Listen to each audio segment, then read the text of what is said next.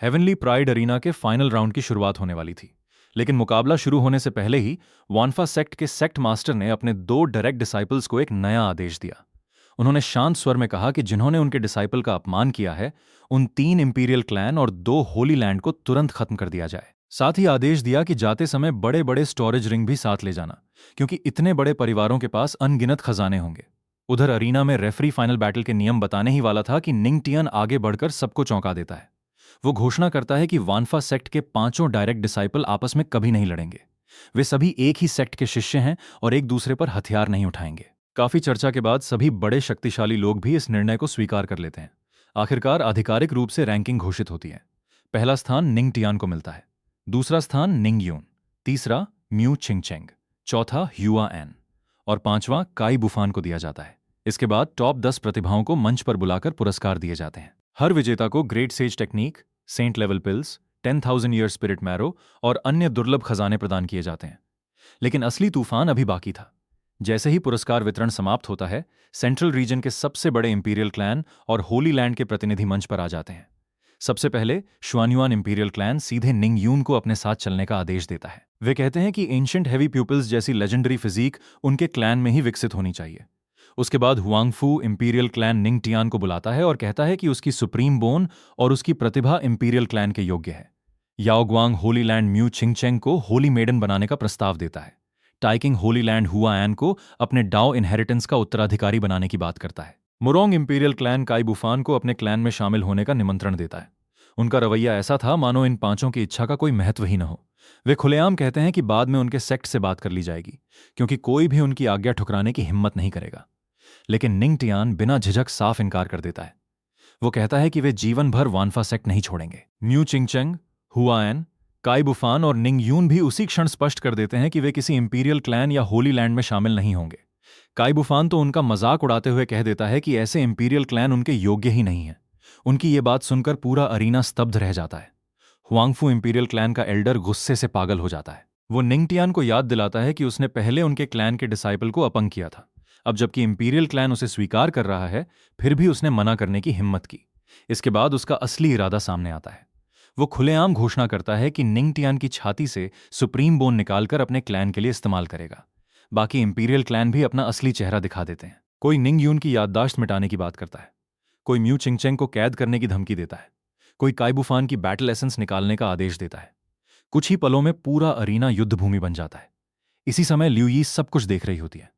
वो समझ जाती है कि यदि इन पांचों को सचमुच कुछ हो गया तो पूरे शुआनहुआंग कॉन्टिनेंट में विनाश मच जाएगा। फिर भी वो जानती थी कि वानफा सेक्ट के डिसाइपल कभी बिना तैयारी के बाहर नहीं निकलते। और तभी निंगयून का डिवाइन बीस्ट शाओएओ आगे आता है। वो गुस्से से कहता है कि उसके मालिकों को किसी ने छूने की हिम्मत कैसे की। निंगयून भी शिकायत करती है कि उन बूढ़ों ने उसके भाई को परेशान किया है, इसलिए अब शाओएओ को उनकी अच्छी तरह पिटाई करनी चाहिए। लेकिन सभी को चौंकाते हुए अचानक आकाश फट जाता है। एक महान आभा पूरे अरीना पर उतरती है। एक समकालीन ग्रेट एम्प्रेस स्वयं वहां प्रकट होती हैं। उनकी उपस्थिति मात्र से पूरा अरीना घुटनों पर आ जाता है। सभी एम्परर, सेंट और होली लॉर्ड भी सम्मान से सिर झुका देते हैं। एम्प्रेस ठंडे स्वर में कहती हैं कि उन्होंने शुरुआत से अंत तक सब कुछ अपनी आंखों से देखा है। किसने उनके लोगों का अपमान किया, किसने सुप्रीम बोन निकालने की बात कही और किसने उनके डिसाइपल को छूने की कोशिश की। उन्हें सब याद है। अब वही लोग दोबारा अपनी बातें दोहराकर दिखाएं। इसी दौरान एल्डर फेंग भी वहां पहुंच जाते हैं।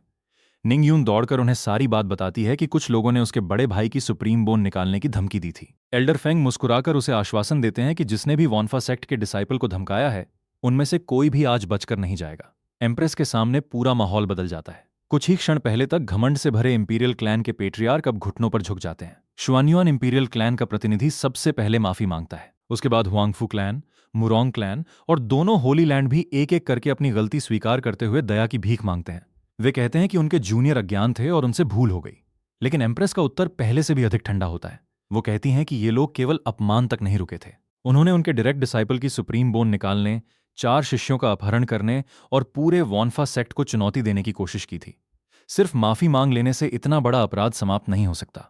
आज जिसने भी उनके डिसाइपल पर हाथ उठाने की कोशिश की, वो चाहे इंपीरियल क्लैन का पेट्रियार्क हो या होली लैंड का एल्डर, कोई भी जीवित नहीं बचेगा। ग्रेट एम्प्रेस की कठोर घोषणा के बाद पूरा अरीना सन्नाटे में डूब गया। लेकिन पांचों इंपीरियल क्लैन और होली लैंड के मुखिया झुकने को तैयार नहीं थे। वे सफाई देने लगे कि सुप्रीम बोन पर नजर रखना, वानफा सेक्ट के डिसाइपल को पकड़ने की कोशिश करना और उन्हें अपमानित करना केवल युवाओं के बीच का एक छोटा सा विवाद था। लेकिन एम्प्रेस का चेहरा बिल्कुल नहीं बदला। उन्होंने ठंडे स्वर में कहा कि किसी डिसाइपल की सुप्रीम बोन पर लालच करना केवल एक व्यक्ति पर हमला नहीं, बल्कि पूरे वानफा सेक्ट की सबसे बड़ी विरासत पर हमला है। किसी पर्सनल डिसाइपल का अपहरण करना पूरे सेक्ट का अपमान है। जो उनके डिसाइपल का डाओ फाउंडेशन नष्ट करने की कोशिश करे, वो मृत्यु का ही अधिकारी है। वानफा सेक्ट का नियम हमेशा से एक ही रहा है, जो सेक्ट का अपमान करे, जो डिसाइपल की डाओ बॉडी पर नजर डाले या सेक्ट के सम्मान को चुनौती दे, उसका केवल एक ही दंड है, मृत्यु। एम्प्रेस साफ कह देती हैं कि केवल सिर झुकाकर माफी मांग लेने से इतना बड़ा अपराध कभी माफ नहीं हो सकता। ये सुनकर पांचों बड़ी शक्तियों का धैर्य टूट जाता है। वे घोषणा करते हैं कि यदि वानफा सेक्ट युद्ध चाहता है तो युद्ध ही होगा। वे घमंड से बताते हैं कि उनके पास 5 half step great emperor, 5 emperor weapon और विशाल शक्ति है। उन्हें विश्वास था कि मिलकर वे अकेली ग्रेट एम्प्रेस को भी दबा सकते हैं। लेकिन उसी समय उपस्थित सभी लोगों को एक भयानक सच्चाई समझ आने लगती है। उन्हें एहसास होता है कि जिन 5 प्रतिभाओं को वे साधारण समझ रहे थे, वे वास्तव में वानफा एम्परर सेक्ट के डायरेक्ट डिसाइपल हैं। अब सभी समझ जाते हैं कि तीनों इंपीरियल क्लैन और दोनों होली लैंड ने ऐसी शक्ति को ललकार दिया है जिसके परिणाम बहुत भयावह होंगे। उधर सेक्ट मास्टर के सिस्टम की ओर से मिशन कंप्लीट होने की सूचना आती है। उन्हें एक विशाल रिवॉर्ड पैक मिलता है। गिफ्ट पैक खोलते ही तीसरे स्तर के कल्टीवेशन टावर की अनुमति मिलती है, जहां समय का अनुपात 1:300 है और केवल सेंट रियल्म के कल्टीवेटर ही प्रवेश कर सकते हैं। इसके साथ उन्हें कल्टीवेशन एनहांसमेंट कार्ड मिलता है, जिससे बिना किसी दुष्प्रभाव के एक छोटा रियल्म सीधे बढ़ाया जा सकता है। 8 इमॉर्टल ब्रेकिंग पिल भी मिलती हैं, जो पीक एम्परर को सीधे डेमीगॉड रियल्म तक पहुंचा सकती हैं। इसके अलावा B grade weapon upgrade card मिलता है, जिससे एक्सट्रीम डाउ एम्परर वेपन को इमॉर्टल वेपन में बदला जा सकता है। सेक्ट मास्टर प्रसन्न होकर निर्णय लेते हैं कि भविष्य में 8 पीक मास्टर को डेमीगॉड बनाया जाएगा। फिर वे रॉक्सी को आदेश देते हैं कि कल्टीवेशन टावर के तीसरे स्तर को तुरंत सेंट्स के लिए खोल दिया जाए और एल्डर्स को इसकी सूचना दे दी जाए। रॉक्सी तुरंत आदेश का पालन करने चली जाती है। उसी समय सेक्ट मास्टर एक एंशिएंट कम्युनिकेशन टालिस्मान के माध्यम से 2 डायरेक्ट डिसाइपल को नया आदेश भेजते हैं। वे कहते हैं कि तीनों इंपीरियल क्लैन और दोनों होली लैंड ने वानफा सेक्ट के डिसाइपल को अपमानित किया है, इसलिए 20 क्वाजी एम्परर लेकर तुरंत उन सभी शक्तियों का पूर्ण विनाश कर दो और उनके सारे खजाने स्टोरेज रिंग में भरकर वापस ले आओ। दूसरी ओर सेक्ट के अन्य एल्डर्स समझ जाते हैं कि केवल एल्डर फेंग और लू एओ इतने बड़े क्षेत्र को अकेले नहीं संभाल पाएंगे, इसलिए वे भी सहायता के लिए अतिरिक्त लोगों के साथ निकल पड़ते हैं। कुछ ही देर बाद आकाश एक बार फिर कांप उठता है। वानफा सेक्ट के एंशिएंट एम्परर स्वयं युद्ध भूमि पर पहुंच जाते हैं। उनके साथ Overlord, peak master, suspended peak master और कई शक्तिशाली एल्डर भी आते हैं। सभी डिसाइपल सम्मानपूर्वक अपने मास्टर को प्रणाम करते हैं। एंशिएंट एम्परर शांत स्वर में कहते हैं कि आज जिसने भी वानफा सेक्ट के डिसाइपल को अपमानित किया है, उनमें से कोई भी जीवित नहीं बचेगा। फिर वे एल्डर फेंग और लू एओ को आदेश देते हैं कि जो भी अपराधी है उसे तुरंत समाप्त कर दिया जाए। 4 ग्रेट एम्परर और 20 क्वाजी एम्परर के पहुंचते ही पांचों शक्तियों के लोगों का साहस टूट जाता है। वे समझ जाते हैं कि अब उनका अंत निश्चित है। कुछ लोग अंतिम समय में अपने ही पेट्रियार्क और एल्डर को दोष देने लगते हैं, जबकि कई लोग अंतिम प्रयास में हमला करते हैं, लेकिन उनके सारे प्रयास व्यर्थ साबित होते हैं। एल्डर फेंग और अन्य एम्परर केवल कुछ ही क्षणों में पूरे युद्ध का अंत कर देते हैं। वानफा सेक्ट के लोग तुरंत विशाल डिफेंसिव फॉर्मेशन स्थापित कर देते हैं ताकि एम्परर लेवल युद्ध की शॉक वेव आसपास के निर्दोष लोगों को नुकसान न पहुंचा सके। मरते समय भी इंपीरियल क्लैन के लोग धमकी देते हैं कि जब उनके ग्रेट एम्परर वापस आएंगे तो वे वानफा सेक्ट को नष्ट कर देंगे, लेकिन एल्डर फेंग उनकी बात सुनकर केवल मुस्कुरा देते हैं। युद्ध समाप्त होने के बाद पता चलता है कि 5 एम्परर वेपन में से 2 लगभग सुरक्षित हैं, बाकी 3 क्षतिग्रस्त हैं, जिन्हें सेक्ट में वापस ले जाकर मरम्मत कराई जाएगी। उसी दिन आधिकारिक रूप से घोषणा हो जाती है कि तीनों इंपीरियल क्लैन और दोनों होली लैंड का अस्तित्व शुआनहुआंग कॉन्टिनेंट से पूरी तरह समाप्त हो चुका है। युद्ध के बाद ग्रेट एम्प्रेस टियानबाओ पवेलियन की पवेलियन मास्टर से भी मिलती हैं। एम्प्रेस स्पष्ट कहती हैं कि उन्होंने कुछ चालाकियां तो की थीं, लेकिन यदि उन्होंने सचमुच वानफा सेक्ट के डिसाइपल को नुकसान पहुंचाने की कोशिश की होती तो टियानबाओ पवेलियन भी आज समाप्त हो चुका होता। पवेलियन मास्टर तुरंत अपनी गलती स्वीकार करती हैं और भविष्य में ऐसी भूल दोबारा न होने का वचन देती हैं। इसके बाद वानफा सेक्ट के सभी पीक मास्टर नई योजना बनाते हैं। वे तय करते हैं कि इंपीरियल क्लैन और होली लैंड के बचे हुए पुस्तकालयों से सभी कल्टीवेशन टेक्निक, इतिहास और प्राचीन ग्रंथ वापस लाए जाएंगे, ताकि भविष्य में वानफा सेक्ट के डिसाइपल पूरे शुआनहुआंग कॉन्टिनेंट का वास्तविक इतिहास सीख सकें। कुछ समय बाद निंगयून खुशी खुशी वापस सेक्ट पहुंचती है और अपने मास्टर से लिपट कर कहती है कि बाहर की दुनिया बहुत मजेदार थी, लेकिन वहां बहुत सारे बुरे लोग भी रहते हैं। इसके तुरंत बाद निंग टियन, म्यू छिंगचेंग और बाकी डायरेक्ट डिसाइपल भी वापस लौटते हैं। वे सभी सेक्ट मास्टर को प्रणाम करते हैं। सेक्ट मास्टर उन्हें देखकर संतुष्ट होते हैं और कहते हैं कि इस यात्रा से सभी ने बहुत कुछ सीखा है, लेकिन वे विशेष रूप से निंग टियन और म्यू छिंगचेंग को याद दिलाते हैं कि अब उनका सेंट रियल्म अधिक दूर नहीं है। इसलिए उन्हें बाहरी दुनिया के संघर्षों के बजाय कल्टीवेशन पर पूरा ध्यान देना चाहिए और जल्द से जल्द सेंट रियल्म में ब्रेक थ्रू करना चाहिए। म्यू शिंगचेंग की कहानी सुनने के बाद सेक्ट मास्टर समझ जाते हैं कि उसके मन में अब भी अपने परिवार का दर्द बाकी है। मास्टर उसे अपने पास बुलाते हैं और पूछते हैं कि क्या वो तीनों इंपीरियल क्लैन के विनाश की खबर सुनने के बाद से इसलिए बेचैन है क्योंकि उसका अतीत भी उनसे जुड़ा हुआ है। म्यू शिंगचेंग धीरे धीरे अपना दर्द साझा करती है। वो बताती है कि वो जोंगझाओ के क्वाजी एम्परर ये फैमिली से है। 2 साल पहले हुआंगफू इंपीरियल क्लैन ने उनके पूरे परिवार को अपना अधीनस्थ बनने का आदेश दिया था, लेकिन ये फैमिली के एंसेस्टर ने झुकने से इनकार कर दिया और पूरे परिवार को दक्षिण की ओर ले जाने का निर्णय लिया। दुर्भाग्य से स्थानांतरण की आखिरी रात हुआंगफू इंपीरियल क्लैन ने अचानक हमला कर दिया। पूरे ये फैमिली का नरसंहार कर दिया गया। हजारों लोग मारे गए और केवल कुछ ही बच्चे एल्डर्स की जान की बाजी लगाकर बचा सके। म्यू छिंगचेंग भी उन्हीं कुछ जीवित बचे लोगों में से एक थी। वो अपने मास्टर से कहती है कि वो अपने परिवार का बदला अपने हाथों से लेना चाहती है। सेक्ट मास्टर उसकी बात ध्यान से सुनते हैं और समझ जाते हैं कि यदि उसके मन का ये बोझ नहीं मिटा तो भविष्य में उसकी कल्टीवेशन पर असर पड़ेगा।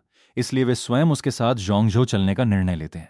उधर वॉन्फा सेक्ट के एल्डर्स पांचों इंपीरियल क्लैन और होली लैंड के खिलाफ अपना अभियान जारी रखते हैं। एक एंशिएंट एम्परर एक विशाल सेक्ट की ग्रैंड फॉर्मेशन को अपनी शक्ति से तोड़ देता है। सामने वाले लोग एम्प्रेस याओगुआंग का इंपीरियल डिक्री दिखाकर उन्हें रोकने की कोशिश करते हैं और चेतावनी देते हैं कि आगे बढ़ना एम्प्रेस की अवहेलना होगी।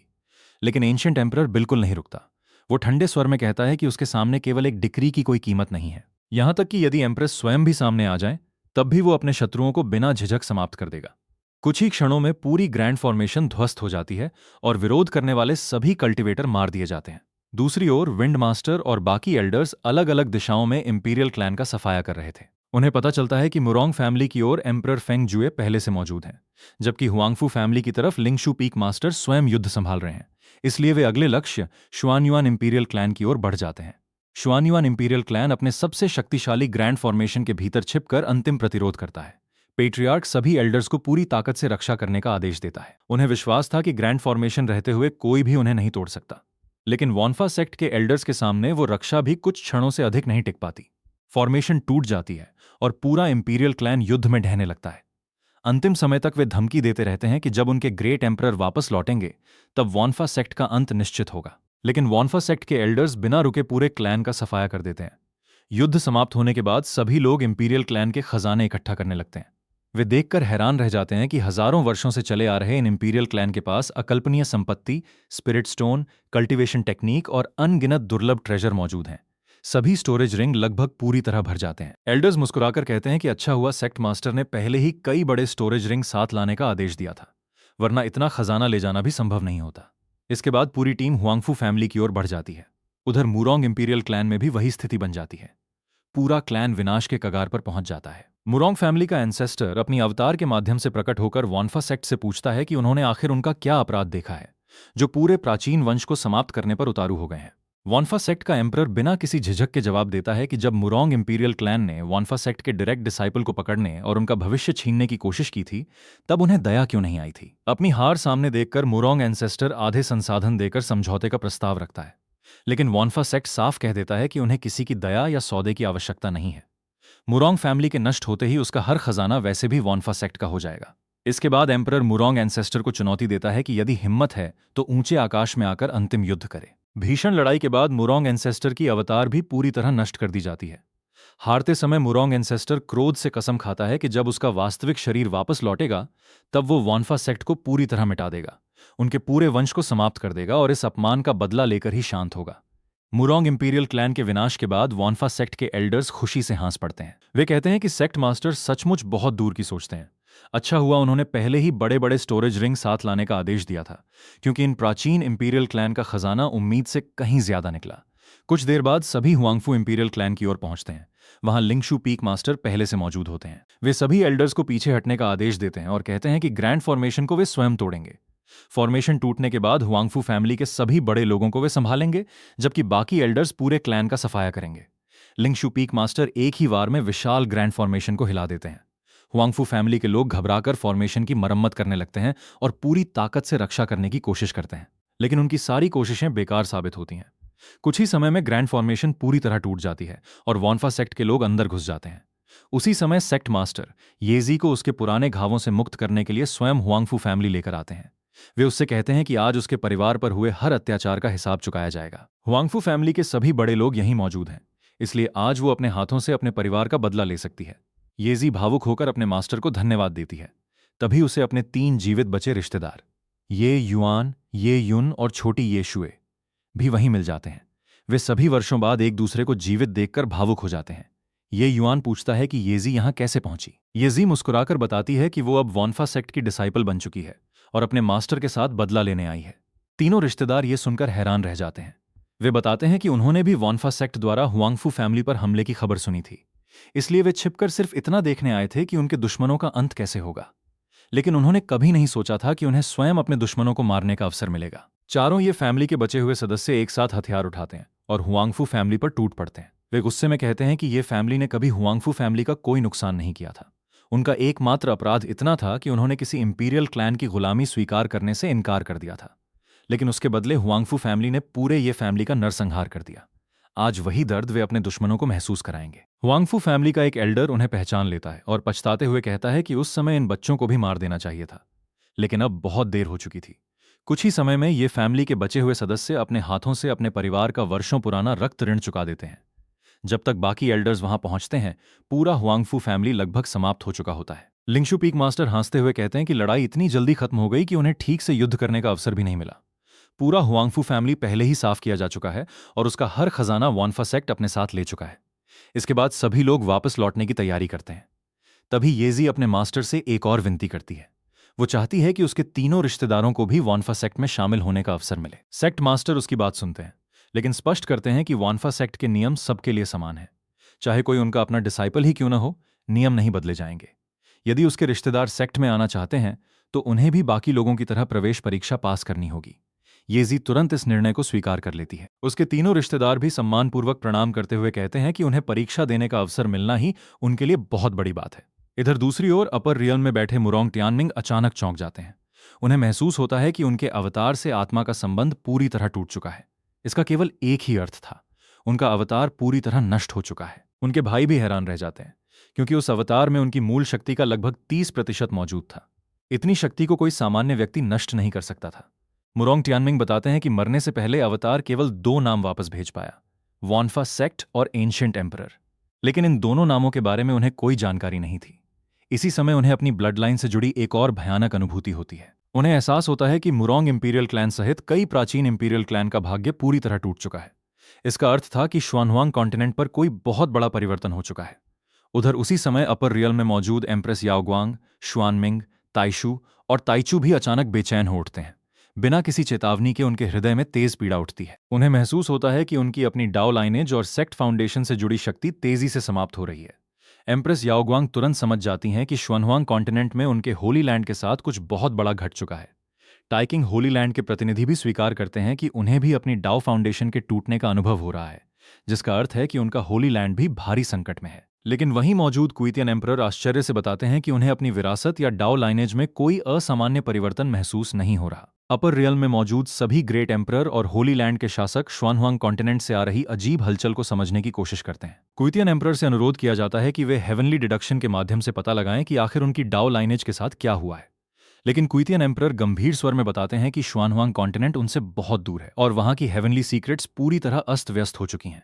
इतनी दूरी से सही परिणाम निकालना असंभव है। इसके बाद सभी निर्णय लेते हैं कि पहले टियानबाओ पवेलियन, गियुआन सॉर्ड पवेलियन और चिंगलन एकेडमी के लोगों से मिलकर यह पता लगाया जाए कि क्या उनके डाओ लाइनेज भी प्रभावित हुए हैं।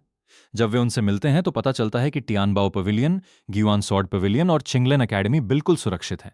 इसके विपरीत याओग्वांग होली लैंड और टाइकिंग होली लैंड की डाओ फाउंडेशन पर गंभीर असर पड़ा है। सभी लोग हैरान रह जाते हैं। वे तुरंत तीनों इंपीरियल क्लैन के प्रतिनिधियों से मिलने निकलते हैं। वहां पहुंचते ही उन्हें और भी भयावह समाचार मिलता है। तीनों इंपीरियल क्लैन के लोग बताते हैं कि शुआनहुआंग कॉन्टिनेंट में उनके पूरे ब्लड लाइन और लाइनेज का अस्तित्व ही मिट चुका है। पहले सभी को लगता है कि शायद डीमन रियल ने हमला किया होगा, लेकिन मुरोंग टियानमिंग साफ शब्दों में बताता है कि यह सब किसी डीमन ने नहीं, बल्कि वॉन्फा सेक्ट और उसके एंशिएंट एम्परर ने किया है। उसका अपना अवतार भी उसी व्यक्ति ने नष्ट कर दिया था। यह सुनते ही सभी ग्रेट एम्परर क्रोध से भर उठते हैं। याहुआंग एम्प्रेस शपथ लेती हैं कि जब तक वॉन्फा सेक्ट पूरी तरह नष्ट नहीं हो जाता तब तक वो चैन से नहीं बैठेंगी। इसी दौरान किसी को एक और बात अजीब लगती है। 4 बड़ी शक्तियों की डाओ लाइनेज पर कोई प्रभाव नहीं पड़ा था। कुछ लोग उन पर ही शक करने लगते हैं कि कहीं उन्होंने वॉन्फा सेक्ट के साथ मिलकर बाकी शक्तियों को नष्ट तो नहीं कर दिया। लेकिन शिंगलन एकेडमी के एम्परर विन्युआन तुरंत इस आरोप को खारिज कर देते हैं। वे स्पष्ट कहते हैं कि छिंगलैन एकेडमी हमेशा संसार के संघर्षों से दूर रहती है और किसी भी पक्ष के साथ मिलकर ऐसा कार्य नहीं कर सकती। अब सभी ये स्वीकार कर लेते हैं कि वानफा सेक्ट अकेले ही 5 सबसे बड़ी एम्परर लेवल शक्तियों का विनाश कर चुका है। कुछ लोग तुरंत शुआनहुआंग कॉन्टिनेंट लौटकर बदला लेना चाहते हैं, लेकिन दूसरे उन्हें रोकते हैं। वे समझाते हैं कि इतनी दूरी तय करने में कई महीने लगेंगे, उससे पहले कुछ नहीं किया जा सकता। एसेंशन पाथ खुलने में अभी 2 वर्ष से अधिक समय बाकी है, इसलिए फिलहाल यहीं रहकर तैयारी करना अधिक उचित होगा। लेकिन जाते जाते वे सब एक ही प्रतिज्ञा करते हैं, एसेंशन पाथ खुलते ही वानफा सेक्ट का पूर्ण विनाश किया जाएगा। उधर वानफा सेक्ट में सेक्ट मास्टर सिस्टम से मिली कल्टीवेशन एनहांसमेंट कार्ड का उपयोग करते हैं और उनकी कल्टीवेशन सीधे हाफ इमॉर्टल 3rd लेयर तक पहुंच जाती है। इसके बाद वे वेपन अपग्रेड कार्ड का भी प्रयोग करते हैं और उनकी एम्परर वेपन विकसित होकर एक शक्तिशाली sacred artifact world destroying sword में बदल जाती है। इसी समय सभी पीक मास्टर्स और एल्डर्स विजय प्राप्त करके सेक्ट में लौट आते हैं। वे सेक्ट मास्टर को बताते हैं कि 5 एम्परर लेवल शक्तियों का पूरा खजाना उनके कब्जे में आ चुका है। इतने संसाधन इकट्ठे हुए हैं कि वानफा सेक्ट कई हजार वर्षों तक बिना किसी कमी के उनका उपयोग कर सकता है। सेक्ट मास्टर इस विजय से प्रसन्न होते हैं और तुरंत आदेश देते हैं कि सभी डिसाइपल्स का मासिक भत्ता बढ़ा दिया जाए। उनका कहना है कि संसाधनों का सबसे अच्छा उपयोग उन्हें कल्टीवेशन स्ट्रेंथ में बदलना है। इसके बाद सेक्ट मास्टर येजी की बात उठाते हैं। वे बताते हैं कि हुआंगफू फैमिली में उसे अपने 3 रिश्तेदार मिले थे और उनकी इच्छा वानफा सेक्ट में शामिल होने की है। सेक्ट मास्टर सभी एल्डर्स को स्पष्ट निर्देश देते हैं कि भविष्य में यदि किसी योग्य युवा कल्टीवेटर से सामना हो तो उसे सेक्ट की परीक्षा दिलाई जाए। लेकिन वे एक महत्वपूर्ण नियम भी दोहराते हैं, वानफा सेक्ट केवल प्रतिभा नहीं देखता। यदि किसी व्यक्ति का चरित्र और स्वभाव अच्छा नहीं है तो चाहे उसकी प्रतिभा कितनी भी बड़ी क्यों न हो, उसे सेक्ट में प्रवेश नहीं मिलेगा। वहीं यदि किसी का चरित्र उत्तम हो तो साधारण प्रतिभा वाले व्यक्ति को भी महान कल्टीवेटर बनाया जा सकता है। इसके बाद सेक्ट मास्टर 8 पीक मास्टर्स को अपने पास बुलाते हैं। वे सभी के सामने एक अत्यंत दुर्लभ इमॉर्टल ब्रेकिंग पिल निकालते हैं और बताते हैं कि यह पिल पीक ग्रेट एम्परर को बिना किसी साइड इफेक्ट के सीधे हाफ इमॉर्टल रियल में पहुंचा सकती है। 8 पीक मास्टर्स ये सुनकर अविश्वास में पड़ जाते हैं। जब सेक्ट मास्टर पुष्टि करते हैं कि यह सत्य है तो सभी अत्यंत भावुक होकर उनका धन्यवाद करते हैं और प्रतिज्ञा करते हैं कि वे जीवन भर वानफा सेक्ट के लिए अपना सब कुछ समर्पित करेंगे। सेक्ट मास्टर उन्हें आदेश देते हैं कि वे जल्द से जल्द पिल रिफाइनमेंट करके हाफ इमॉर्टल रियल में ब्रेक थ्रू करें ताकि वानफा सेक्ट की शक्ति और भी बढ़ सके। कुछ समय बाद पूरे शुआनहुआंग कॉन्टिनेंट में वानफा सेक्ट की चर्चा आग की तरह फैल जाती है। हर शहर, हर बाजार और हर कल्टीवेटर के बीच अलग अलग कहानियां सुनाई देने लगती हैं। कोई कहता है कि 5 एम्परर लेवल शक्तियों को कई ग्रेट एम्परर ने मिलकर नष्ट किया। कोई दावा करता है कि केवल 5 कोर डिसाइपल्स ने ही सबका अंत कर दिया। कुछ लोग तो ये तक कहते हैं कि सेक्ट मास्टर ने सेक्रेड माउंटेन पर बैठे बैठे केवल एक उंगली उठाई और 5 शक्तियां उसी क्षण मिट गईं। सच्चाई कोई नहीं जानता, लेकिन एक बात पूरे शुआनहुआंग कॉन्टिनेंट में स्थापित हो जाती है, अब वानफा सेक्ट केवल एक एम्परर सेक्ट नहीं रहा। दुनिया की नजर में वो शुआनहुआंग कॉन्टिनेंट का सबसे शक्तिशाली और सबसे भयावह इमॉर्टल सेक्ट बन चुका है। 5 एम्परर लेवल शक्तियों के विनाश के बाद भी दुनिया में शांति नहीं आती। दूसरी ओर शैंगवू डायनेस्टी अब भी यूलन डायनेस्टी की अंतिम राजकुमारी शिया नियांग्क्यू का लगातार पीछा कर रही होती है। बार बार उसके हाथ से निकल जाने के कारण शैंगवू डायनेस्टी का सेनापति अपने अधीनस्थों पर क्रोधित होता है। उसके सैनिक बताते हैं कि शिया नियांग्क्यू के पास एक रहस्यमयी स्पेशल एबिलिटी है जिसकी वजह से वो हर बार अंतिम क्षण में गायब हो जाती है। इस बार उसे किसी भी कीमत पर पकड़ने के लिए पूरा शाओकांग सिटी सील कर दिया जाता है। ड्रैगन इम्प्रिजनमेंट फॉर्मेशन सक्रिय कर दी जाती है और चारों दिशाओं के द्वार बंद कर दिए जाते हैं। पूरा शहर सैनिकों से भर जाता है ताकि एक चिड़िया भी बाहर न निकल सके। उधर छिपी हुई शिया नियांग्क्यू महसूस करती है कि उसकी सबसे बड़ी ताकत, स्पेशल टैलेंट, पूरी तरह दब चुकी है। वो समझ जाती है कि अब भागना लगभग असंभव है। वो अपने अतीत को याद करती है। शांगवू डायनेस्टी ने उसके राज्य पर हमला करके उसके पिता, माता और पूरे राज परिवार का निर्मम संहार कर दिया था। केवल जन्म के तुरंत बाद उसकी मां उसे किसी तरह बचाकर निकाल पाई थी। तभी से वो बदले की आग में जी रही थी। इसी समय वानफा सेक्ट में सेक्ट मास्टर लू चेन अपनी मेड रॉक्सी की प्रगति देखकर प्रसन्न होते हैं। वे उसे एवोल्यूशन पूल में और साधना करने का निर्देश देते हैं ताकि उसका स्पिरिट बॉडी आगे चलकर सेंट बॉडी में विकसित हो सके। रॉक्सी बताती है कि 100 फ्लावर्स वैली के कई एल्डर्स भी सेंट रियल्म में प्रवेश कर चुके हैं और 7 प्रतिभाशाली महिला शिष्य अब वानफा सेक्ट में ही प्रशिक्षण ले रही हैं। लू चेन उनकी निष्ठा से प्रसन्न होकर 100 फ्लावर्स वैली को अत्यंत मूल्यवान कल्टीवेशन रिसोर्सेज उपहार में देते हैं। एक एम्परर स्क्रिप्चर, एक great saint technique, 5 saint king techniques और 10 सेंट टेक्निक्स। रॉक्सी भावुक होकर उनका धन्यवाद करती है। तभी सिस्टम एक नया मिशन जारी करता है। इस बार लू चेन को स्पिरिट रियल्म जाकर एक नया डिसाइपल भर्ती करना होगा। सिस्टम उन्हें 2 विशेष ब्रेक थ्रू टालिस्मान्स देता है जिनकी सहायता से वे स्पेस बैरियर पार करके तुरंत स्पिरिट रियल्म पहुंच सकते हैं। लू चेन पहले तो सिस्टम की शिकायत करते हैं कि उसने इतनी देर से मिशन दिया, लेकिन अंत में वे स्पिरिट रियल्म के लिए निकल पड़ते हैं। स्पिरिट रियल्म में उसी समय शैंगवू डायनेस्टी के सैनिक शिया नियांग्क्यू को घेर लेते हैं। वे उसे आत्मसमर्पण करने के लिए कहते हैं, लेकिन शिया नियांग्क्यू निर्भीक होकर अपने पूरे राजवंश के नरसंहार का आरोप शांगू डायनेस्टी पर लगाती है। वो कहती है कि उसके परिवार और निर्दोष प्रजा का रक्त कभी व्यर्थ नहीं जाएगा। दूसरी ओर शांगू डायनेस्टी का अधिकारी क्रूरता से उत्तर देता है कि इस संसार में केवल शक्तिशाली ही जीवित रहने का अधिकार रखते हैं। युद्ध शुरू होने ही वाला होता है कि अचानक लू चेन वहां प्रकट हो जाते हैं। उनकी अचानक उपस्थिति देखकर सभी सैनिक स्तब्ध रह जाते हैं। जब उनसे पूछा जाता है कि वे कौन हैं, तो लू चेन शांत स्वर में कहते हैं कि वे केवल एक नया डिसाइपल लेने आए हैं। शांगू डायनेस्टी के लोग उन्हें चेतावनी देते हैं कि शिया नियांग्क्यू साम्राज्य की सबसे बड़ी वांटेड क्रिमिनल है और जो भी उसकी सहायता करेगा वो भी साम्राज्य का शत्रु बन जाएगा। लेकिन लू चेन को इन धमकियों से कोई फर्क नहीं पड़ता। वे सिस्टम से शिया नियांग्क्यू की जानकारी जांचते हैं। सिस्टम बताता है कि वो केवल 17 वर्ष की है, लेट फाउंडेशन एस्टैब्लिशमेंट रियल्म में है और उसके पास अत्यंत दुर्लभ कैओटिक स्पेस टाइम बॉडी है, जो असाधारण प्रतिभा वाला दिव्य शरीर है। ये जानकर लू चेन सीधे शिया नियांग्क्यू से पूछते हैं कि क्या वो उनकी डिसाइपल बनना चाहेगी। पहले शिया नियांग्क्यू मना करती है। उसका कहना होता है कि वो शैंगू डायनेस्टी की वांछित अपराधी है और यदि लू चेन ने उसे अपना डिसाइपल बनाया तो वे भी अनावश्यक मुसीबत में पड़ जाएंगे। लेकिन लू चेन दृढ़ता से उत्तर देते हैं कि एक छोटे से डायनेस्टी की धमकियां उनके लिए कोई मायने नहीं रखती। वे शिया नियांग्क्यू से पूछते हैं कि क्या वो जीवन भर भागती रहना चाहती है या फिर इतनी शक्ति प्राप्त करना चाहती है कि भविष्य में कोई भी उसे अपमानित, सताया या उसका शिकार करने का साहस न कर सके। इन शब्दों से शिया नियांग्क्यू का मन बदल जाता है।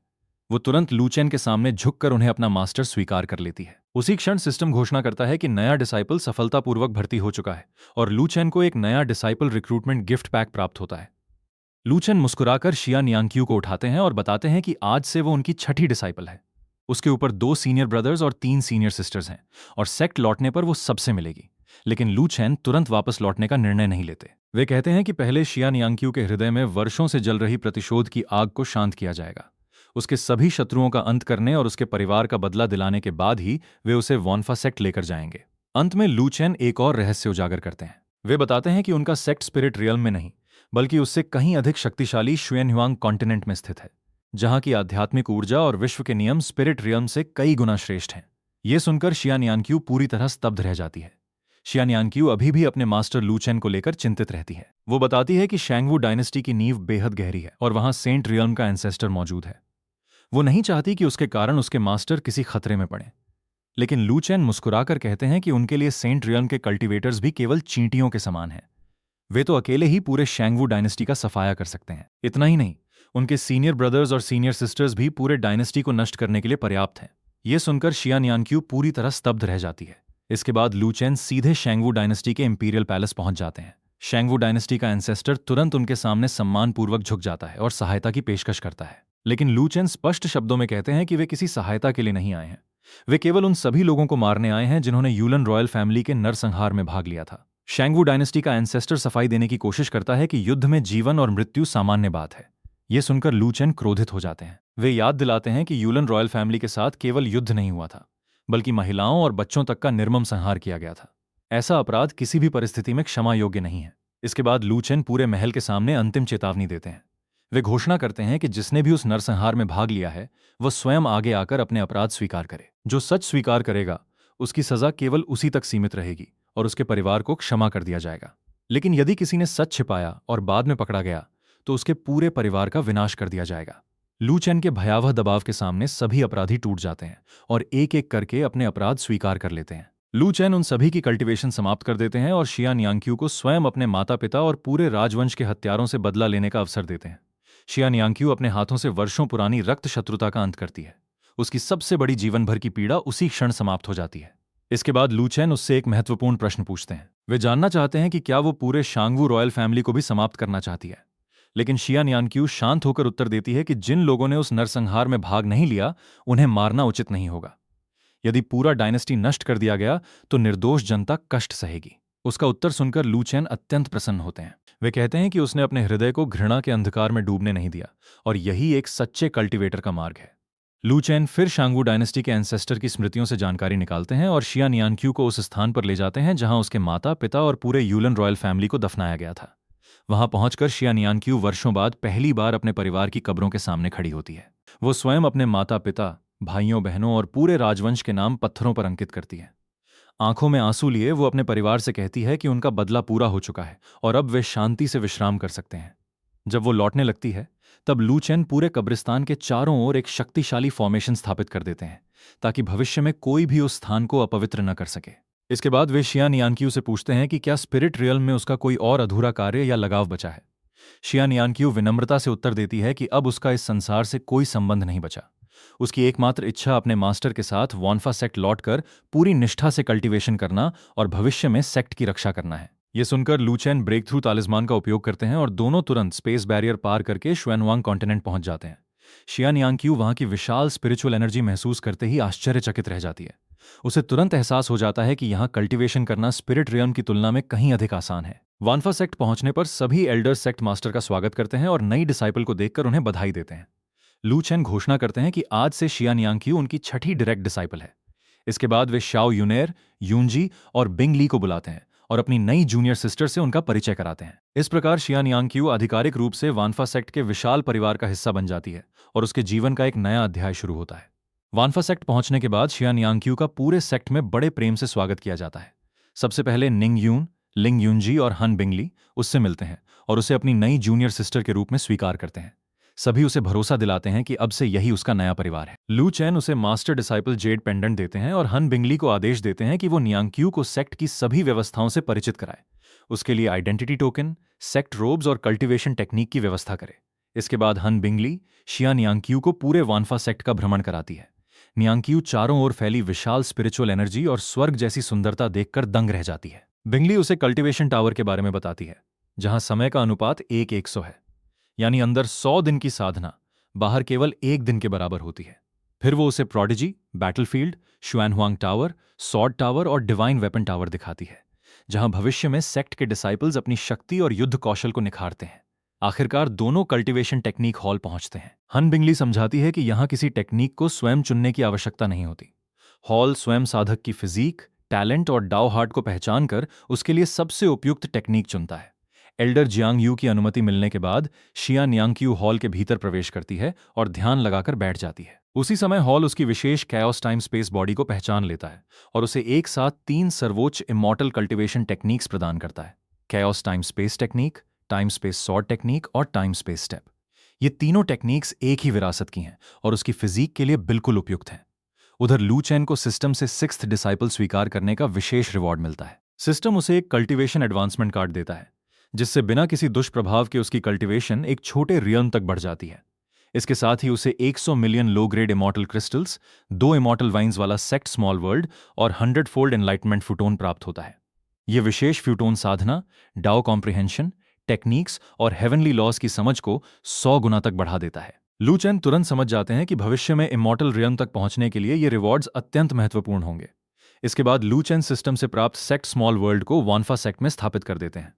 वे 8 पीक मास्टर्स को बुलाकर बताते हैं कि इस नए स्मॉल वर्ल्ड के भीतर 2 इमॉर्टल वाइन्स मौजूद हैं, जिनमें अत्यंत शुद्ध इमॉर्टल एनर्जी भरी हुई है। हाफ इमॉर्टल रियल्म के 8 पीक मास्टर्स को 1-1 मिलियन इमॉर्टल क्रिस्टल्स भी दिए जाते हैं, ताकि वे बिना किसी बाधा के अपनी कल्टीवेशन को और आगे बढ़ा सकें। जब सभी पीक मास्टर्स स्मॉल वर्ल्ड के भीतर प्रवेश करते हैं तो वहां की इमॉर्टल एनर्जी देखकर स्तब्ध रह जाते हैं।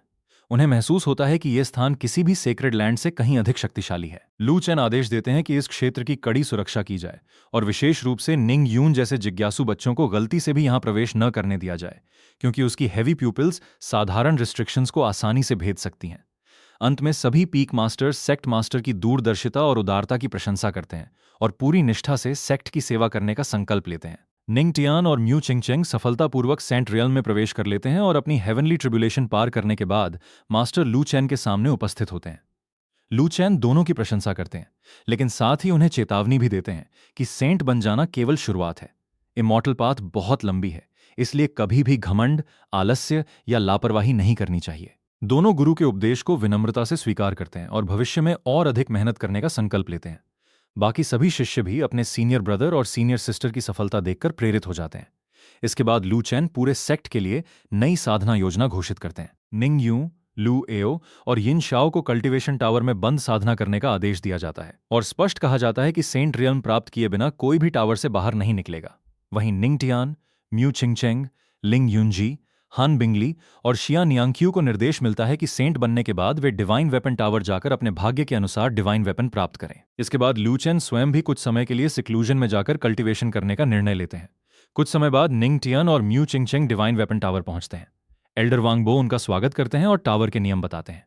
टावर की पहली मंजिल पर होली आर्टिफैक्ट्स, दूसरी पर क्वाजी एम्परर आर्टिफैक्ट्स और तीसरी पर एम्परर वेपन्स रखे गए हैं। दोनों भीतर प्रवेश करते हैं और महसूस करते हैं कि यहां उड़ना पूरी तरह निषिद्ध है। निंगटियन समझ जाता है कि यहां डिवाइन वेपन्स स्वयं अपने योग्य मालिक चुनते हैं, इसलिए दोनों अपनी फिजिक और ब्लड लाइन की शक्ति प्रकट करके डिवाइन वेपन्स के साथ रेजोनेंस स्थापित करने का प्रयास करते हैं। कुछ ही क्षणों में टावर के डिवाइन वेपन्स दोनों को स्वीकार कर लेते हैं। निंगटियान के सामने एक रहस्यमय डिवाइन कॉल्ड्रन प्रकट होता है, जबकि म्यू चिंगचेंग को एक विशेष रेइनकार्नेशन पर्ल प्राप्त होती है। ब्लड रिकग्निशन के बाद कॉल्ड्रन का वेपन स्पिरिट स्वयं निंगटियान से बात करता है और बताता है कि अब से वो उसके डांटियन में रहकर स्पिरिचुअल एनर्जी से विकसित होगा। दूसरी ओर राइनकार्नेशन पर्ल का स्पिरिट म्यू चिंगचेंग को समझाता है कि ये उसे भविष्य में अपने शरीर के भीतर राइनकार्नेशन वर्ल्ड विकसित करने और लाइफ तथा डेथ की शक्तियों को नियंत्रित करने की क्षमता देगा। दोनों इन अद्भुत डिवाइन वेपन्स को लेकर टावर से बाहर निकल आते हैं। जब बाकी जूनियर डिसाइपल्स उनसे टावर के अनुभव के बारे में पूछते हैं तो निंगटियान मुस्कुराकर कहता है कि जब वे स्वयं सेंट रियल में पहुंचेंगे तब सब कुछ अपनी आंखों से देख पाएंगे। इस प्रेरणा से सभी शिष्य और अधिक मेहनत करने का निश्चय करते हैं। उसी समय निंगयून फिर से सेक्ट के बाहर घूमने की जिद करता है, लेकिन लू चेन उसे पहले कल्टीवेशन टावर में बंद साधना करने का आदेश देते हैं। वो वादा करते हैं कि यदि निंगयून, लू एओ और यिन शाओ 6 महीने के भीतर सेंट रियल प्राप्त कर लेंगे तो वे स्वयं उन्हें सेक्ट के बाहर यात्रा करने ले जाएंगे। इस वादे से तीनों उत्साहित होकर तुरंत कल्टीवेशन टावर में प्रवेश करने के लिए तैयार हो जाते हैं। 5 महीने की लंबी सिक्लूजन के बाद लू चेन अपनी साधना पूरी करके बाहर निकलते हैं। सिस्टम की सहायता से कल्टीवेशन एनहांसमेंट कार्ड का उपयोग करने के कारण उनकी शक्ति हाफ इमॉर्टल 4th लेवल से सीधे 8th लेवल तक पहुंच जाती है। हालांकि उन्हें एहसास होता है कि इनेट डिवाइन डीमन बॉडी को विकसित करने के लिए संसाधनों की खपत बेहद अधिक है। लगभग 90 million low grade immortal crystals और स्मॉल वर्ल्ड की इमॉर्टल एनर्जी खर्च होने के बाद भी वे केवल हाफ इमॉर्टल 8th लेवल तक ही पहुंच पाए। फिर भी वे संतुष्ट रहते हैं क्योंकि उन्हें विश्वास है कि भविष्य में सिस्टम उनकी सहायता करता रहेगा। सिक्लूजन से बाहर आते ही रुऑक्सी उनका स्वागत करती है और सेक्ट की स्थिति बताती है। पिछले 5 महीनों में पूरे वॉन्फा सेक्ट में सभी शिष्य लगातार साधना करते रहे। निंगयून और शाओचिंग के कल्टीवेशन टावर में चले जाने के बाद सेक्ट पहले से कहीं अधिक शांत हो गया। इसी दौरान लिंग युनजी और हन बिंगली भी सेंट रियल में प्रवेश कर चुके हैं और डिवाइन वेपन टावर से अपने अपने डिवाइन वेपन्स प्राप्त कर चुके हैं। लू चेन ये सुनकर प्रसन्न होते हैं और महसूस करते हैं कि सेक्ट की कुल शक्ति लगातार बढ़ रही है। इसी समय लू चेन को अचानक आभास होता है कि निंग यून की सिक्लूजन समाप्त होने वाली है और वो सेंट ट्रिब्यूलेशन का सामना करने वाली है। रुऑक्सी हैरान रह जाती है क्योंकि निंग यून अभी केवल 10 वर्ष की है। लू चेन बताते हैं कि पूरे श्वनहुआंग कॉन्टिनेंट के इतिहास में इतनी कम उम्र में किसी का सेंट बनना लगभग असंभव रहा है, लेकिन निंग यून की प्रतिभा और उसकी एंशिएंट हेवी प्यूपिल्स साधारण नियमों से कहीं आगे हैं। जल्द ही निंग यून की भयंकर सेंट ट्रिब्यूलेशन शुरू हो जाती है। लू चेन उसे समझाते हैं कि हेवनली लाइटनिंग केवल परीक्षा नहीं बल्कि शरीर, रक्त और हड्डियों को शुद्ध करने का अवसर भी है। जितना अधिक वो लाइटनिंग को सहन करेगी, उसकी हेवी प्यूपिल्स और फिजिकल फाउंडेशन उतनी ही शक्तिशाली होती जाएगी। निंग यून बिना किसी भय के स्वयं थंडर ट्रिब्यूलेशन को ललकारती है। दूर दूर तक मौजूद कल्टीवेटर्स उस असाधारण ट्रिब्यूलेशन को देखकर स्तब्ध रह जाते हैं और समझते हैं कि अवश्य ही वॉन्फा सेक्ट का कोई महान एल्डर ट्रिब्यूलेशन से गुजर रहा है। लेकिन जब उन्हें पता चलता है कि ये केवल 10 वर्ष की निंग यून है तो सभी उसकी प्रतिभा पर आश्चर्यचकित रह जाते हैं। अविश्वसनीय रूप से निंग यून पूरी ट्रिब्यूलेशन बिना किसी गंभीर चोट के पार कर लेती है और सेंट रियल में प्रवेश कर जाती है। वो खुशी खुशी लू चेन के पास लौटकर अपनी सफलता बताती है। लू चेन पहले उसकी लापरवाही पर हल्का सा डांटते हैं और समझाते हैं कि भविष्य में चाहे कोई भी शत्रु सामने हो, उसे कभी भी विरोधी को हल्के में नहीं लेना चाहिए। निंग यून मासूमियत से वादा करती है कि अगली बार वो पूरी ताकत से लड़ेगी। इसके तुरंत बाद उसे मास्टर से किया गया पुराना वादा याद आता है कि सेंट बनने के बाद उसे सेक्ट के बाहर घूमने ले जाया जाएगा। लू चेन मुस्कुराकर कहते हैं कि पहले लू एओ और यिन शाओ भी सिक्लूजन से बाहर आ जाएं, उसके बाद सभी साथ बाहर जाएंगे। निंग यून अनिच्छा से मान जाती है और अपनी नई कल्टीवेशन को स्थिर करने चली जाती है। कुछ समय बाद यिन शाओ भी ग्रेट एम्परर रियल्म की ओर सफलतापूर्वक ब्रेक थ्रू करने लगता है। लू चेन हंसते हुए कहते हैं कि यदि निंग यून उसे दिन भर खेलने में न उलझाती तो वो बहुत पहले ही ग्रेट एम्परर बन चुका होता। इसी बीच पूरे सेंट्रल रीजन में वानफा सेक्ट की बढ़ती शक्ति की चर्चा फैल जाती है। सभी शक्तिशाली संगठन मानने लगते हैं कि अब वानफा सेक्ट के पास 12 ग्रेट एम्परर्स हो चुके हैं और किसी को नहीं पता कि उनके पास और कितने छिपे हुए ट्रम्प कार्ड्स मौजूद हैं। दूसरी ओर हेवनली ट्रेजर पवेलियन के उच्च अधिकारी भी चिंता में पड़ जाते हैं। उन्हें डर है कि भविष्य में 5 महान शक्तियों के ग्रेट एम्परर्स लौटने पर भयंकर युद्ध होगा और उस समय केवल वॉन्फा सेक्ट ही उनका सहारा बन सकता है। इसलिए वे निर्णय लेते हैं कि किसी भी तरह वॉन्फा सेक्ट के साथ संबंध और अधिक मजबूत किए जाएं। पवेलियन मास्टर ल्यू बाय स्वयं वानफा सिटी जाकर लू चेन से मिलने और भविष्य के लिए सहयोग स्थापित करने का निश्चय करता है। इसी दौरान दूर पूर्वी क्षेत्र में एक और अत्यंत भयावह एम्परर ट्रिब्यूलेशन प्रकट होती है, जिसकी शक्ति देखकर पूरे श्वानहुआंग कॉन्टिनेंट के कल्टीवेटर्स फिर एक बार वानफा सेक्ट की बढ़ती ताकत से भयभीत हो उठते हैं। वानफा सेक्ट की लगातार बढ़ती ताकत पूरे श्वानहुआंग कॉन्टिनेंट में चर्चा का विषय बन चुकी थी। कल्टीवेटर्स हैरानी से देखते हैं कि इंपीरियल सेक्ट में एक के बाद एक ग्रेट एम्परर जन्म ले रहे हैं। यहां तक कि वानफा सेक्ट के अधीन 100 फ्लावर्स वैली जैसे वैसल फोर्सेस से भी कई सेंट रियल्म एक्सपर्ट्स निकल चुके हैं। सभी को महसूस होने लगता है कि अब पूरे महाद्वीप की शक्ति का संतुलन पूरी तरह वानफा सेक्ट की ओर झुक चुका है। लेकिन इसी समय दक्षिणी क्षेत्र के कैंगलैन सिटी में एक भयानक संकट जन्म लेता है। प्रीफेक्चर ऑफिस के कमांडर वैन घबराए हुए अपने पिता के पास पहुंचते हैं और बताते हैं कि डीमन बीस्ट फॉरेस्ट में असामान्य हलचल शुरू हो चुकी है। सैकड़ों हजार डीमन बीस्ट जंगल की सीमा पर इकट्ठा हो चुके हैं। दर्जनों गांव तबाह हो चुके हैं और हजारों लोग मारे जा चुके हैं। हालांकि अभी तक कोई हाई लेवल डीमन बीस्ट दिखाई नहीं दिया, लेकिन केवल लो लेवल डीमन बीस्ट की यह विशाल सेना भी पूरे कैंगलैन सिटी को मिटाने के लिए पर्याप्त है। स्थिति की गंभीरता समझते ही शहर के द्वार बंद कर दिए जाते हैं, डिफेंसिव फॉर्मेशन सक्रिय कर दी जाती है और सभी कल्टीवेटर्स को युद्ध की तैयारी का आदेश दे दिया जाता है। उधर डीमन बीस्ट फॉरेस्ट की गहराइयों में एक और भी भयावह रहस्य छिपा हुआ था। कई क्वाजी एम्परर स्तर के डीमन बीस्ट लीडर्स एक प्राचीन सील के सामने एकत्र होते हैं और आदरपूर्वक ड्रैगन एम्परर को प्रणाम करते हैं। वे बताते हैं कि युगों से उनकी जातियां ड्रैगन एम्परर की कथा सुनती आई हैं और अब सील कमजोर पड़ने के कारण उन्हें विश्वास हो गया है कि वो वास्तव में जीवित हैं। सभी डीमन क्लैंस शपथ लेते हैं कि वे ड्रैगन एम्परर के अधीन रहेंगे और पूरे डीमन बीस्ट फॉरेस्ट की सेना उनके आदेश में सौंप देंगे। ड्रैगन एम्परर भी वादा करता है कि यदि वे वफादार रहें तो भविष्य में उन्हें सभी जातियों से ऊपर उठा देगा, लेकिन विश्वासघात करने वालों के पूरे कुल का विनाश कर देगा। इसके बाद सभी मिलकर अंदर और बाहर से सील तोड़ने की योजना बनाते हैं। कुछ ही क्षणों बाद पूरा डीमन बीस्ट फॉरेस्ट कांप उठता है। भयानक कंपन और आकाश चीर देने वाली शक्ति देखकर सभी कल्टीवेटर समझ जाते हैं कि कोई साधारण बीस्टाइड नहीं, बल्कि उससे कहीं बड़ा संकट आने वाला है। इसी बीच कैंगलैन सिटी से संदेश आता है कि 6 से 7 लाख डीमन बीस्ट्स शहर को घेरने के लिए बढ़ रहे हैं। पूरे सदर्न रीजन में भय फैल जाता है, क्योंकि यदि ये युद्ध शुरू हुआ तो कोई भी सुरक्षित नहीं रहेगा। आखिरकार 1,30,000 वर्षों से कैद ड्रैगन एम्परर अपनी कैद तोड़ देता है। उसकी ड्रैगन ऑरा पूरे श्वनहुआंग कॉन्टिनेंट को हिला देती है। उपस्थित डीमन क्लैंस घुटनों के बल झुककर उसका स्वागत करते हैं। ड्रैगन एम्परर उनके सहयोग की प्रशंसा करता है और आदेश देता है कि उसे 10,000 डीमन पैलेस ले जाया जाए, जहां वो वर्तमान श्वनहुआंग कॉन्टिनेंट की पूरी स्थिति जानना चाहता है। डीमन क्लैंस खुशी खुशी उसका आदेश स्वीकार कर लेते हैं और समझ जाते हैं कि अब डीमन रेस का नया युग शुरू होने वाला है।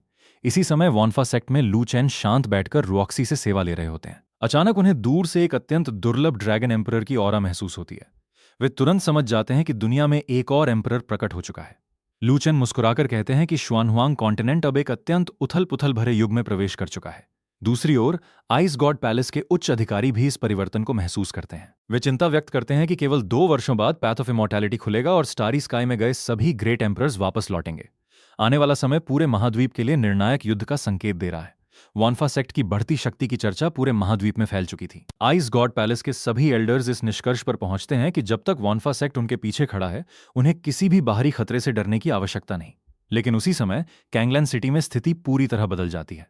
डीमन बीस्ट फॉरेस्ट से निकली लाखों डीमन बीस्ट्स की सेना शहर की ओर बढ़ रही होती है।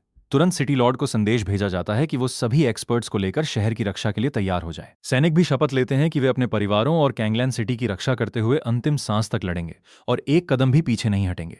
तीनों एंसेस्टर्स स्वयं स्थिति का निरीक्षण करते हैं और समझ जाते हैं कि यह साधारण बीस्टाइड नहीं है। लगभग 7 लाख डीमन बीस्ट्स पूरे सदर्न रीजन की ओर बढ़ रहे हैं। यदि उन्हें रोका नहीं गया तो केवल कैंगलैन सिटी ही नहीं, बल्कि आसपास के सभी गांव और नगर भी नष्ट हो जाएंगे। इसलिए तुरंत आदेश जारी किया जाता है कि चाहे कोई फैमिली कल्टीवेटर हो, रोग कल्टीवेटर हो या किसी सेक्ट का डिसाइपल, फाउंडेशन एस्टैब्लिशमेंट रियम से ऊपर का हर कल्टीवेटर अनिवार्य रूप से युद्ध में शामिल होगा। आदेश का उल्लंघन करने वाले को बिना दया के मार दिया जाएगा। कुछ ही देर में कैंगलैन सिटी के द्वार खुलते हैं और विशाल मानव सेना डीमन बीस्ट्स का सामना करने निकल पड़ती है। तीनों एंसेस्टर्स स्वयं अग्रिम मोर्चे का नेतृत्व करते हैं। उनका उद्देश्य लंबा युद्ध नहीं, बल्कि बीस्टाइड को जितनी जल्दी हो सके रोक देना होता है। फ्यूयून और विभिन्न परिवारों के प्रमुखों को आदेश मिलता है कि भागते हुए डीमन बीस्ट्स को शहरों और गांवों तक पहुंचने से पहले ही समाप्त कर दिया जाए, ताकि निर्दोष नागरिकों की जान बचाई जा सके। पूरे युद्धक्षेत्र में कल्टीवेटर्स और डीमन बीस्ट्स के बीच भयंकर संघर्ष शुरू हो जाता है।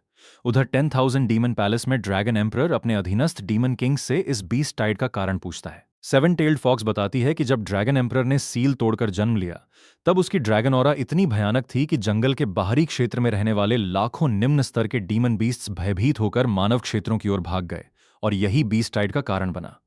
क्रिम्सन फ्लेम टाइगर क्रोधित होकर कहता है कि चाहे वे लो लेवल डीमन बीस्ट्स ही क्यों न हो, वे डीमन रेस का ही हिस्सा हैं। मनुष्यों द्वारा उनका वध पूरी डीमन रेस का अपमान है और इसका बदला अवश्य लिया जाना चाहिए। इसके बाद ड्रैगन एम्परर वर्तमान श्वानहुआंग कॉन्टिनेंट की शक्ति संरचना के बारे में पूछता है। सोल डिवोरिंग स्पैरो बताती है कि अब पूरे मानव जगत का नेतृत्व वॉनफा सेक्ट कर रहा है। केवल इसी सेक्ट में 12 ग्रेट एम्परर्स मौजूद हैं। इतना ही नहीं, उन्होंने हाल ही में 3 इंपीरियल क्लैंस और 2 होली लैंड्स का भी संपूर्ण विनाश कर दिया है। ये सुनकर ड्रैगन एम्परर भी चौंक जाता है।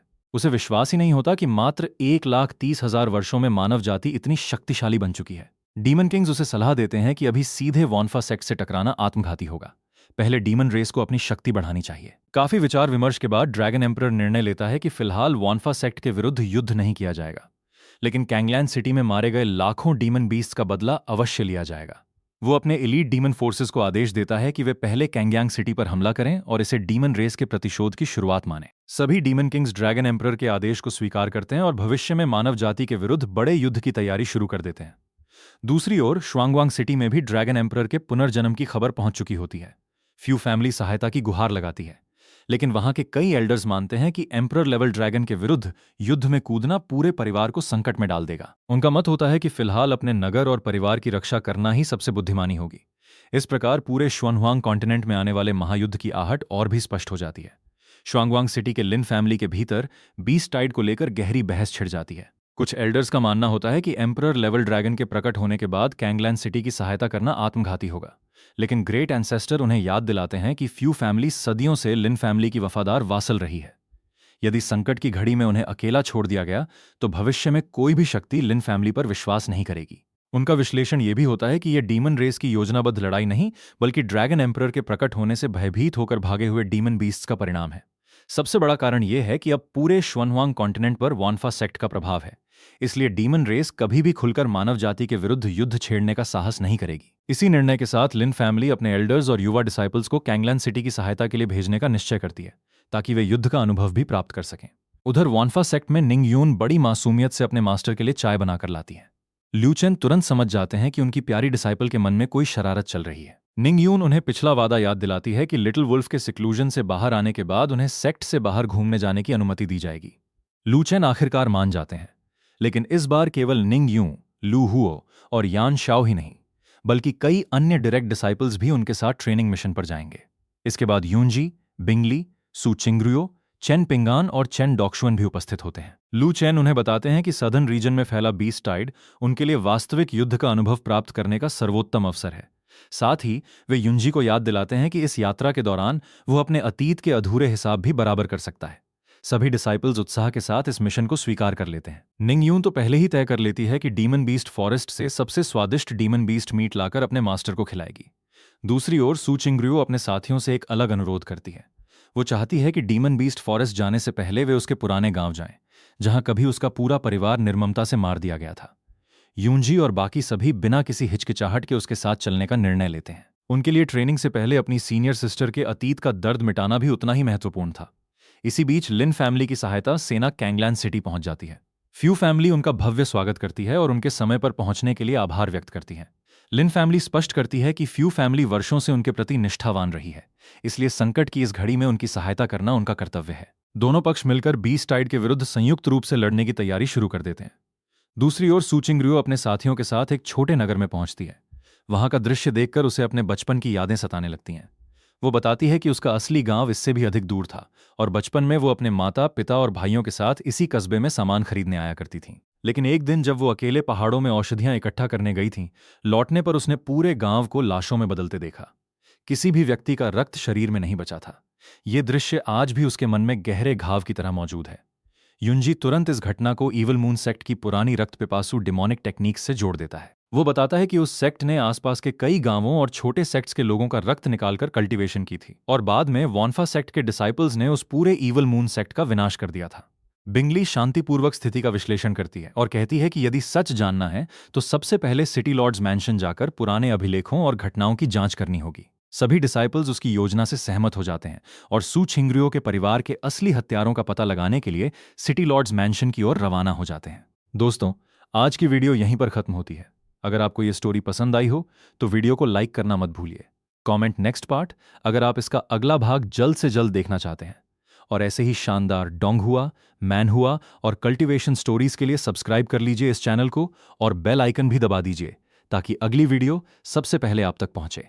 मिलते हैं अगली वीडियो में, तब तक अपना ख्याल रखिए। धन्यवाद।